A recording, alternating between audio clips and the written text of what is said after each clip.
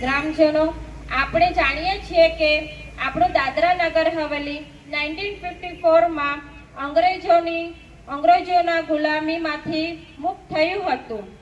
આજે જ્યારે આપણે દાદરા અને નગર હવેલીના મુક્તિ દિનના 73માં ગૌરવપૂર્ણ વર્ષની ઉજવણી કરી રહ્યા છીએ, ત્યારે ચાલો એક ક્ષણ માટે વિચારીએ કે આપણને મળેલી આઝાદી માત્ર એક અધિકાર નથી, પરંતુ એક મોટી જવાબદારી પણ છે.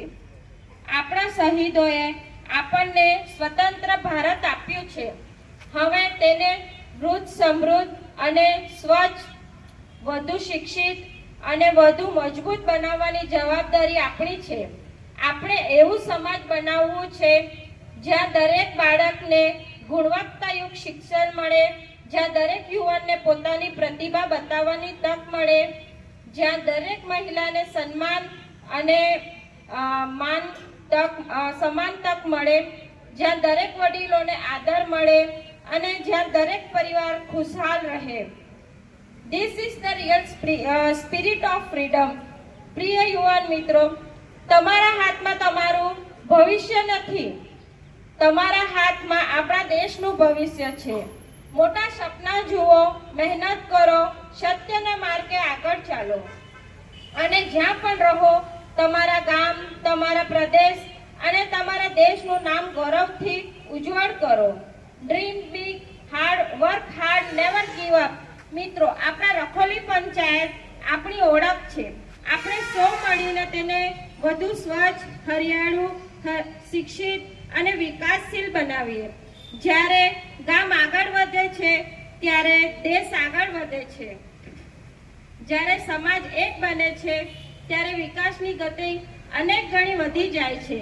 આપણા રખોલી પંચાયતની વાત કરીએ તો આપણા પ્રધાનમંત્રી શ્રી નરેન્દ્ર મોદીજીના આશીર્વાદથી અને માનનીય પ્રશાસક શ્રીના માર્ગદર્શનથી રખોલી પંચાયતમાં વિવિધ વિકાસના કામો થયા છે, જેવા કે રખોલી મુખ્ય હાઈવે, રખોલી બ્રિજ, રખોલીથી સાયલી એવા બધા જ રોડના કામો થયા છે. અને આપણા રખોલી પંચાયતના જે પણ રીકાર્પેટિંગ માટેના રોડ બાકી છે તે બધા જ રોડોનું ટેન્ડર થઈ ગયું છે અને ટૂંક સમયમાં આ બાકી રહેલ તમામ રોડોનું કામ શરૂ થઈ જશે.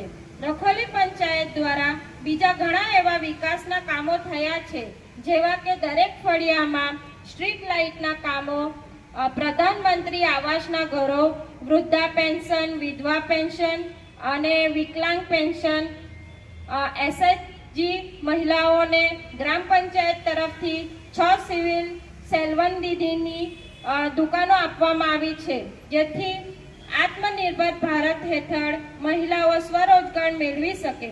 અને રખોલી પંચાયતના નાના બાળકોના વિકાસ માટે રખોલી ઉંગરપાડા, કુડાચા બ્રાહ્મણ ફળિયા, કુડાચા મંદિર ફળિયા, નવી આંગણવાડી, નંદઘર બનાવવામાં આવી છે. તેમજ વિવિધ મેન્ટેનન્સ કામો જેવા કે લાઇટ રિપેરિંગ, પીવાના પાણીની પાઇપલાઇન રિપેરિંગ, રોડ મેન્ટેનન્સ ચાલુ છે. Last but not in the list, આપણા માટે ખૂબ જ મહત્વની ખુશીની વાત છે. આપણા ગામજનો માટે માનનીય પ્રધાનમંત્રી શ્રી અને માનનીય પ્રફુલભાઈ પટેલના કરકમલોથી નવી પંચાયત ઘરની ભેટ મળી છે. આજે આપણે સૌ એક સંકલ્પ કરીએ, અમે આપણા શહીદોના બલિદાનને ક્યારે ભૂલશું નહીં. અમે આપણા રાષ્ટ્રધ્વજનો હંમેશા સન્માન કરીશું. અમે આપણા ગામના વિકાસમાં સક્રિય સહભાગી બનીશું. અમે આવનારી પેઢીને દેશ પ્રેમ, સંસ્કાર અને એકતાની ભેટ આપીશું. અંતમાં હું મારી વાતને એક પ્રેરણાદાયી સંદેશ સાથે પૂર્ણ કરવા માંગુ છું. આઝાદી આપણને વારસામાં મળી છે, પરંતુ તેનું ગૌરવ જાળવી રાખવું આપણા હાથમાં છે.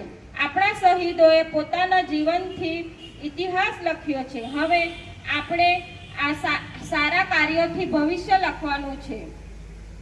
ચાલો આજે આ ઐતિહાસિક દિવસ હાથમાં હાથ મિલાવીને દિલથી એક સંકલ્પ કરીએ કે આપણું ગામ આગળ વધશે, આપણો પ્રદેશ આગળ વધશે અને આપણું ભારત વિશ્વમાં વધુ ગૌરવ અને આગળ વધે. જય હિન્દ.